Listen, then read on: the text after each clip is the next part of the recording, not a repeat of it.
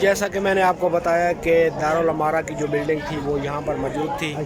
اور ابن زیاد یہاں پر بیٹھتا تھا۔ تو جب کربلا کا واقعہ ہوا ہے تو بیویوں کو جو ہے نا قید کر کے سب سے پہلے کوفہ میں اسی دارالعمارہ میں لایا گیا تھا، اور جو شہید ہوئے تھے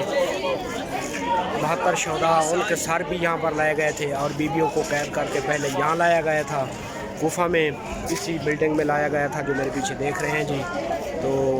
پھر یہاں سے جو ہے نا بیویوں کو قید کر کے پھر جو ہے نا ابن زیاد کے جو ہے نا یزید کے آرڈر پر، اور یزید نے جو ہے نا آرڈر دیا کہ اگر کربلا کے جو ہے نا واقعہ ان کو امام حسین کو قتل کر دیا گیا ہے تو اس کا سر اور بیویوں کو قید کر کے شام لایا جائے،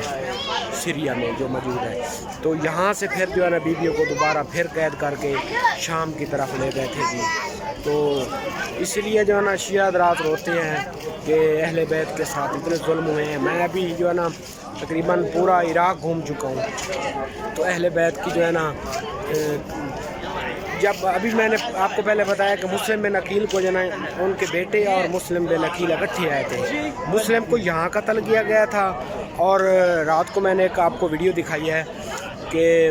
ان کے بیٹوں کو جو ہے نا یہاں سے کم از کم 100-150 کلومیٹر دور جگہ ہے جی، یہ 100 کلومیٹروں کی اندازہ نہیں ہے، کنفرم نہیں ہے، تو وہاں جو ہے نا ان کی مزار ہے۔ آپ خود اندازہ لگا لیں کہ کس طرح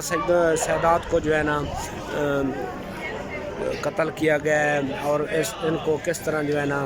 ان کے ساتھ ظلم زیادتی کی گئی ہے۔ تو جس عراق میں جائیں، ایران میں جائیں،